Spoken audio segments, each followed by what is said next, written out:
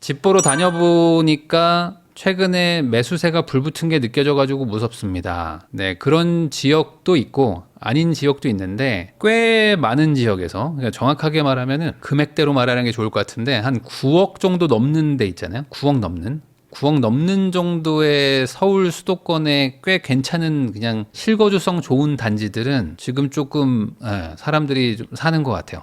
사는 것 같고, 거래가 찍히냐 안 찍히냐 이게 사실 중요한 게 아니라 이 사러 갔는데 주인들이 약간 안 팔려고 하는 그 느낌이 나면 사실 이게 문제거든요. 매수자 입장에서는 두 가지거든요.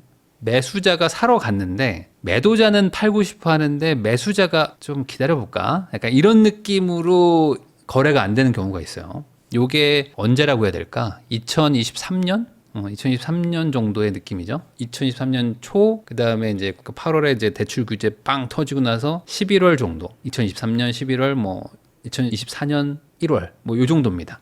그때가 매수자들이 사러는 갔는데 매도자들이 팔겠다고는 하는데 뭐야 이게 막상 그런 거 있잖아. 물건 사러 갔는데 물건이 한두 개밖에 없으면, 예를 들어 시장에 가서 떡집에 갔는데 떡집에 이제 물건이 몇 개 없어요. 살까 말까 이게 고민 정도 하잖아요. 근데 떡집에 갔는데 그 떡집 앞에 사람들이 막 웅성웅성하고 있어.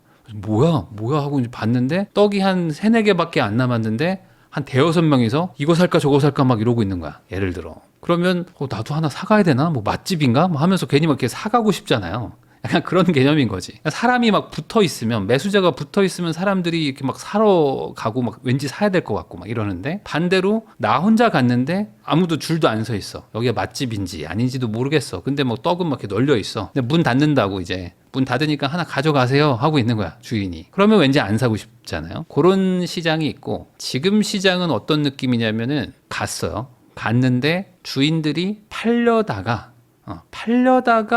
팔지 말까? 약간 요렇게 하는 동네들이 지금 좀 나오고 있어요. 특히 이제 서울은 조금 그게 더 심하고, 그다음에 이제 수도권 쪽에서도 꽤 괜찮은 동네들은 지금 호가가 막 톡톡 올라가는 느낌이 있어요. 톡톡 올라갑니다. 그러니까 그게 어느 정도 수준이냐? 예를 들어 10억짜리 아파트를 사러 갔어요. 그럼 10억이니까 저 10억에 좀 물건 사고 싶어요 했는데, 그 중개사가 이제 매도자랑 이게 협상을 하다가 10억에는 좀 어렵고 10억 한 1,500에서 10억 2천 받고 싶다고 하시는데요. 어떡하죠? 막 이런 느낌인 거지. 그런 동네들이 좀 있습니다. 요게 2달 전보다 좀 늘어났어요.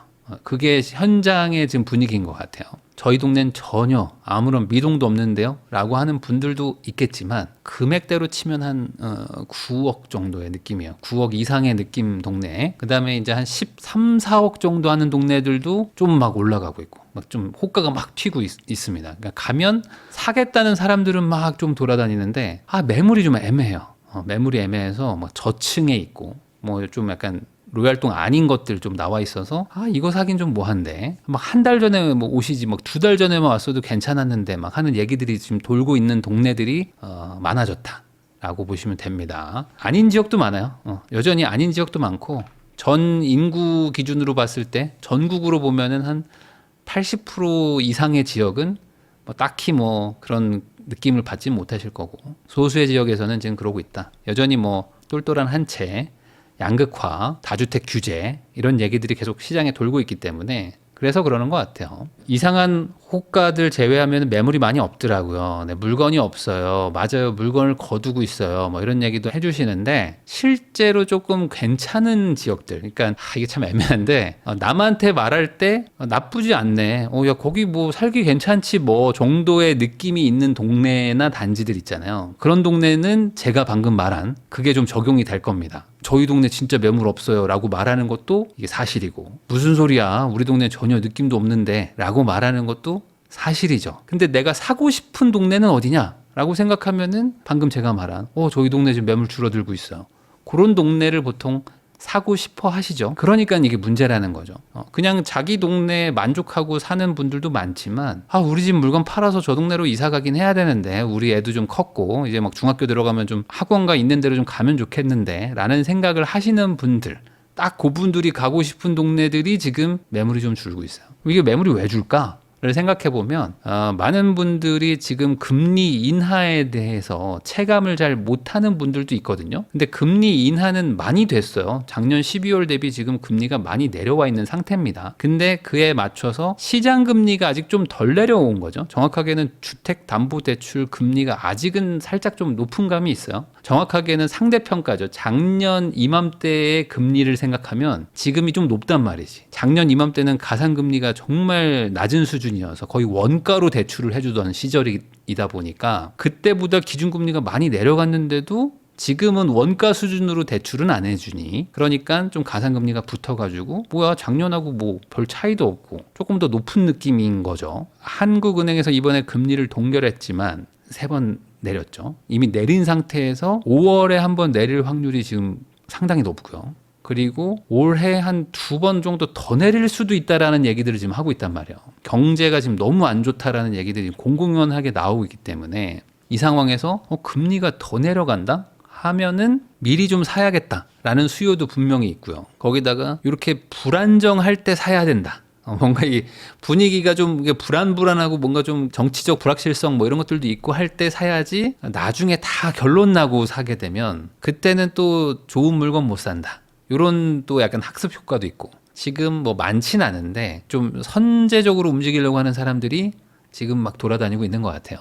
대다수의 사람들은 그냥 가만히 있습니다. 대부분 가만히 있죠. 이럴 땐 가만히 있다가 이제 언론에서 막 뭐 갑자기 뭐 올라간다. 뭐 작년 한 4월, 5월처럼 갑자기 거래량 폭발했어요. 뭐 갑자기 무슨 뭐 신생아 대출 받아서 사람들이 집 사기 시작했어요. 뭐 이런 기사들이 이제 나오잖아요. 그럼 그때 가서 움직이려고 하면 뭐야 왜 벌써 5천 올랐어? 왜 8천 올랐어? 뭐 이런 얘기들이 이제 그때 나오는 거죠. 이게 참 어렵죠. 그래서 사실 이 집을 산다는 거는 좀 미리미리 좀 이렇게 항상 시장에 이렇게 좀 발을 좀 걸쳐놓고 좀 돌아도 다녀보고 뭐 전화도 좀 돌려보고 상황 파악을 좀 하고 있어야지 사실 매물이 나와도 사는데 대부분은 집을 그냥 가면 쓱 살 줄 알죠.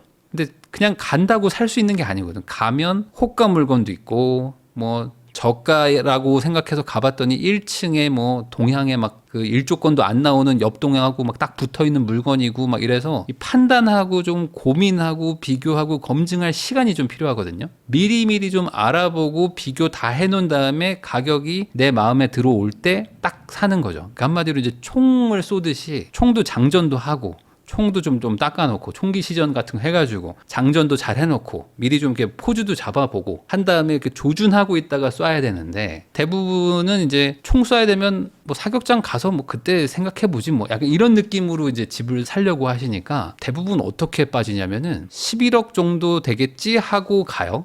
가서 이제 현장을 갔더니 한 11억 3, 4천이 호가야. 그래서 사장님한테 말을 해요. 중개사한테 저 11억 정도면 살 건데요. 근데 그 중개사 반응이 뜨뜻미지근해. 지금 무슨 뭐 옛날 얘기하고 있으신 거예요? 라는 분위기로 막 뜨뜻미지근해요. 뭐지? 이 실거래가 11억이었는데 하면서 이제 얘기를 합니다. 그러면 11억은 2달 전 가격이고 지금 호가가 다 11억 3천에 나와요. 사장님 조금 올려서 사셔야 돼. 라는 얘기를 이제 그때 듣는 거죠. 그러면 2달 전에 11억이었는데요? 라는 얘기를 나도 모르게 하게 되잖아요. 그럼 이제 중개사가 그거는 그때 왔으면 그 가격인데 지금은 그 물건이 없다니까? 하면서 이제 11억 3천 스타트해요. 막 이런 얘기 한단 말이죠. 그러면 이제 고민이 돼. 11억 3천 주고 사는 건 좀 아닌 것 같거든. 그래가지고 그래요 그럼 좀 더 알아보고 올게요 라고 해서 이제 옆 동네도 가보고 뭐 옆 단지도 막 가보고 해요. 그러면 근데 저 단지가 좋긴 좋은데 하는데 막 2, 3천 더 주고 사긴 싫어 이런 상태에 빠집니다. 그러다가 누가 이제 못 참고 11억 2,500을 누가 하나 사버려. 그러면 이제 11억 2천 11억 3천이 시세가 또 돼버리는 거예요. 호가에서 시세로 딱 올라가는 순간 주인들이 호가를 또 올리죠. 11억 4천에서 5천을 부른단 말이지. 그러는 순간 이제 내가 조급해져. 나는 11억 보고 와서 11억 3천도 사기 싫었지만 11억 5천 호가를 부르는 순간 사겠다는 오히려 약간 이상한 마음이 생겨. 그래서 그때 11억 5천 사자 라고 생각하고 내가 거기서 이제 최고점 찍고 들어간단 말이죠. 그리고 거래 중단. 보통 이제 요 패턴에 빠지시거든요. 그래서 아까 제가 말한 대로 미리 좀 보고 계시고 미리 조준 다 해놓고 그 다음에 가격 딱 나오면 바로 사야 되는데 대부분 반대로 하신다. 그래서 뭔가 그 축제가 열린 시장에 가가지고 깎아보려고 하는 느낌? 그러니까 손님 없는 평일에 낮에 가가지고 좀 깎아봐야 되는데 주말에 무슨 뭐 지역 축제 열려가지고 사람 바글바글한데 거기 가가지고 좀 깎아볼까 하는 생각을 하시는 것 같아요. 이게 똑같은 건데 부동산에선 이게 잘 안 와닿으시는 것 같더라고. 그래서 언론에서 막 분위기 좋다라고 할 때 그때 가려고 하지 마시고 분위기 안 좋다, 상황 별로다라고 할 때 좀 조사를 해보시라는 거예요. 안 사면 그만이지. 그러니까 조사를 안 할 이유까지는 없잖아요. 내가 어차피 부동산을 사기로 마음 먹었어. 전세가 6개월 뒤에 끝나. 그럼 6개월 전부터 좀 돌아다녀도 되는 거잖아요. 전세 만기 한 2달 전, 한 3달 전, 그쯤부터 이제 한번 시작해 보려고 하면서 이제 막 손을 턴단 말이죠. 막 손에 묻은 먼지 털고 이제 좀 신발 좀 신어 보려고 한단 말이죠. 그러면 좀 늦습니다. 좀 미리미리 좀 하시는 게 좋아요. 안녕하세요. 전주입니다. 전세도 없어가지고 전세가율도 높고 상급지 신고가도 매일같이 갱신 중이고 지방장에 물이 좀 들어오는 것 같은데 전주 조금 더 보유해야 될까요? 아니면 지금 매도 타이밍인가요? 제가 지방 아파트 투자도 많이 해보고 그리고 이제 뭐 다주택도 하고 막 여러 가지를 제가 해본 결과 지방은 정말 남과 다르게 해야 됩니다. 지방은 정말 남과 다르게 해야 돼. 한국인의 특성과 또 연결이 되는데 지방은 시장이 더 작거든요. 그리고 지방은 훨씬 더 수요도 작고 공급도 조금만 해도 사실 물량이 많고, 그러니까 서울에 3만 채가 들어오는 거랑 뭐 지방 소도시에 3천 채가 들어오는 거랑 오히려 지방이 더 큰 타격을 입을 수도 있거든요. 그러니까 무슨 소리냐면은 지방은 훨씬 더 빠르다는 거예요. 막 빨리빨리 왔다 갔다 막 해요. 오를 때도 분위기가 막 갑자기 바람을 타면 막 올라가요. 막 올라가고 그러다가 또 갑자기 거래가 또 딱 끊기고 또 갑자기 또 거래 없이 또 막 빠지고 이럴 때가 옵니다. 그리고 지방은 아무래도 실수요자보다는 갭 투자나 뭐 이런 약간 투자성으로 사놓은 사람들도 많아요. 그러다 보니까 이 사람들도 나가려고 해. 눈치 봐서 나가려고 하는 사람들이 좀 있거든요. 지방의 어떤 시장 특성을 보면은 물론 실거주가 주된 단지들도 뭐 있긴 한데 많진 않아요. 광역시에도 막 사람들이 나가려고 하는데 소도시들은 더 빨리 나가려고 한단 말이죠. 이 한국인의 특성과 이제 엮여가지고 나도 팔려고 하면 마침 다른 사람들도 팔려고 그래. 그래가지고 이게 매물이 안 나오다가 갑자기 막 나옵니다. 그러면은 나는 원래 한 4억에 팔 수 있겠지라고 생각하고 있었는데 갑자기 3억 9천, 3억 8천, 3억 7천으로 막 쭉쭉쭉 내려갈 때가 있어요. 그러면 이미 늦은 거예요. 그 타이밍을 맞춰가지고 최적의 그 고점에서 나온다? 저는 이거는 기술이 아니라 약간 예술의 영역이라고 봅니다. 물론 운때가 맞아서 하는 분도 있지만 많지는 않을 거예요. 대부분 지방의 뭔가 실거주자들은 상관이 없어요. 어차피 난 거주할 거니까. 뭐 오르든 내리든 그냥 거기 사실 거잖아요. 근데 그게 아니라 투자 목적으로도 사시거나 아니면 뭐 분양권 사시거나 뭐 이런 분들이 뭐 없진 않습니다. 있으면 다 먹고 나와야지 라고 하는 생각을 버리는 게 전 좋은 것 같아요. 제가 해보니까. 저도 이렇게 완전 최고점에 딱 팔고 그 다음에 쭉 빠지고 이런 것도 경험도 해보고 팔고 나서 더 올라가가지고 좀 아깝다라고 생각한 적도 있었는데 지나고 나서 보니까 확실히 지방 아파트는 내가 팔고 내 집을 사준 사람이 조금 더 돈을 벌게 해주려는 그 정도의 마음 씀씀이로 파는 게 좋은 것 같아요. 그래야 또 다른 데 가서 또 이렇게 반복할 수 있지. 항상 그 최고점에 딱 한번 팔면 그게 오히려 그 사람한테 안 좋은 것 같아요. 그 사람이 한번 그 경험을 하는 순간 다음번에도 또 최고점 맞추려고 하거든요. 그러면서 또 이제 완전히 이제 확 물려버리는 경우들이 막 생깁니다. 수도 이전하면 어떨까 싶네요. 수도 이전이 요즘에 이슈잖아요. 그래서 수도를 행정수도를 세종시로 옮기면 그래도 서울에 있는 것보다 낫지 않을까요? 라는 얘기를 하시는데 당연히 서울에 있는 것보다는 수요가 일부라도 분산은 될 겁니다. 안 하는 것보다는 낫겠죠. 근데 뭐라도 하자라는 주의가 하나 있고 안 하는 것보다 낫긴 한데 그걸로 해결이 될까? 이런 얘기를 하는 분들이 있는 것 같아요. 그러면 안 하는 것보단 낫지 라고 생각하면은 세종시로 가면 조금이라도 분산은 될 겁니다.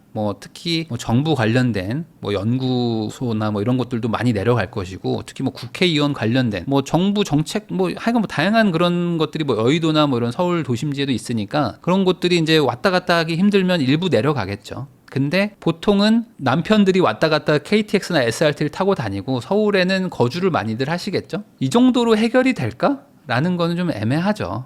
애매합니다. 출퇴근이 안 되는 거리까지 가면 모르겠어요. 그러니까 부산으로 수도로 옮기면 그러면 좀 나을까? 출퇴근이 현실적으로 힘드니까. 세종시면요, 출퇴근 할 만하거든요. 거기다가 지금 세종시부터 막 구리 포천까지 막 고속도로도 막 뚫고 있어요. 그래서 생각보다 출퇴근하는 걸로 어떻게든 막아보자. 왜냐면 거기 가서 평생 살지 않을 거니까. 공무원들 보면은 젊은 공무원들은 세종시에서 많이 사는데 좀 나이가 있는 공무원들은 계속 출퇴근합니다. 세종시로 가는 게 안 가는 것보단 낫지만 그 정도로 유의미한 게 될까? 유의미하게 뭐가 좀 해결이 될까? 저는 항상 말하지만 부산을 키워야 된다. 부산을 키워야 되고 전 부산을 약간 우리나라 럭셔리 도시로 만들어야 된다고 생각하는 사람 중에 하나입니다. 부산은 부자들이 사는 플로리다 같은 데를 만들어야 된다고 좀 봐요. 마이애미가 되는 거야. 우리나라의 마이애미. 부산 가서 만약에 10년 이상 거주, 10년 이상 사업까지 운영하고 그런 거 있잖아요. 매출이 실제로 부산에서 나오면 저는 상속세, 면제, 종소세 50% 할인 뭐 이런 거죠. 특히 60세 이상이 가서 살면은 세금 혜택 막 주는 거예요. 막 줘. 그러면은 저는 서울에 사는 그 부자 할머니 할아버지들이 마린시티부터 해가지고 W 뭐 지금 삼익비치 이런 거 있죠. 삼익비치 같은 거 막 사람들이 살 겁니다. 사가지고 99층 올리자고. 우리 여기 99층 올립시다 할 분들 엄청 많을 겁니다.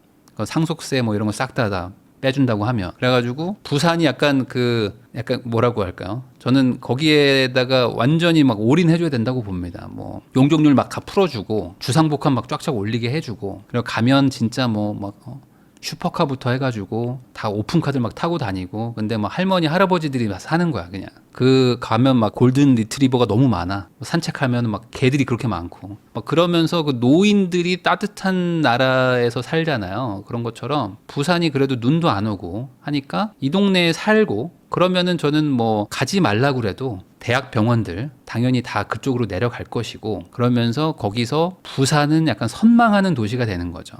야, 내가 돈 벌어가지고 부산 가서 은퇴하고 살고 싶다라는 게 서울 사람들의 어떤 그 메인 스트림이 딱 되기 시작하면은 뭐 금융도 저는 부산으로 갈 것 같고요. 웬만해서는 부산을 키우는 게 저는 핵심이라고 봅니다. 부산 키우는 게. 그 다음에 뭐 대구나 광주도 키우고 뭐 대전도 키우고 하는 거지. 세종을 키워가지고는 뭐 큰 의미가 없다고 보고요. 부산을 하여간 부산 특별시를 만들어서 부산에 살면 상속세도 없어. 종부세 막 반토막 내줘. 종소세도 막 반토막이에요. 그렇게 해가지고 근데 60세 이상만 갈 수 있어. 이런 느낌. 그리고 뭐 코인 해가지고 돈 버는 친구들은 예를 들어 부산에 사면 양도세 뭐 10년 면제 뭐 이런 거 해주는 거죠. 거기서 이제 실거주하면 어차피 투자하는 친구들은 부산에서 살아도 되는 거잖아. 꼭 서울에서 살 필요는 없는데, 서울에 사는 이유는 사실 서울이 살기가 좋아서거든요. 근데 서울에 살기 좋다는 거를 한번 잘 생각해 보면은 서울이 부자 도시여서 그래요. 서울이 부자 도시고 부자들이 모여 살아서 그런 거거든요. 반대로 부산에 부자들이 모여 살게 해주면 되지 않을까요? 그 태풍이 부는 것보다는 해를 띄워가지고 알아서 옷을 벗게 하는 게 맞지 않나요? 그러면 부산에 뭐 지금 산업은행 보낸다고 막 난리잖아요. 아니, 나 같아도 내가 산업은행 다니는 직원이면 부산 가고 싶나요? 안 가고 싶죠. 여러분들 가고 싶나요? 전 안 가고 싶을 것 같은데. 부산이 진짜 막 그 아까 말한 마이애미가 됐어. 부산에 롯데월드가 아니라 디즈니랜드를 만들어야 돼. 부산에 디즈니랜드를 만들고 유니버셜 스튜디오도 딱 거기다가 유치하고요. 거기다 이제 가덕도도 있잖아요. 그러니까 그 옆에 또 남는 공간들 있잖아. 그런 공간에다가 막 초대형 테마파크 만들고, 그리고 이제 노인분들 이제 살 수 있게 병원들도 가라고 하지 말고 그냥 부자들이 가서 살게 해주면 돼요. 그 삼익비치도 99층 만들고 분담금만 많이 내라고 하는데 양도세 면제해줄게, 지어, 이렇게 하는 거죠. 그러면 뭐 엄청나게 가기 시작하지 않을까. 그렇게 해서 부산이 부자들이 모이는 동네면 저는 당연히 금융권들도 글로 좀 갈 거라고 좀 보고, 최소한 뭐 분원이라도 내겠죠, 지사라도 막 내겠죠. 그러면서 거기서 뭐 금융회사들이 본사를 두면 법인세 면제 뭐 이런 거죠. 뭐 이렇게 하는 거지. 제조업을 키우려고 하지 말고 그렇게 해서 부산이 막 돈이 흘러 넘치는 도시를 만들면 저는 젊은 친구들도 부산에 가가지고 맛집 차리고 그러면 이제 완전 핫플레이스 되겠죠. 그러면 이제 젊은 친구들도 부산 가서 살고 싶겠죠. 그러면 산업은행이고 뭐고 다 내려가도 좋다라고 할 겁니다. 살기 좋은 도시가 되면. 그럼 서울은 어떻게 될까요? 서울 걱정은 하지 마세요. 서울은 어차피 잘 살아. 서울은 어차피 잘 살아요.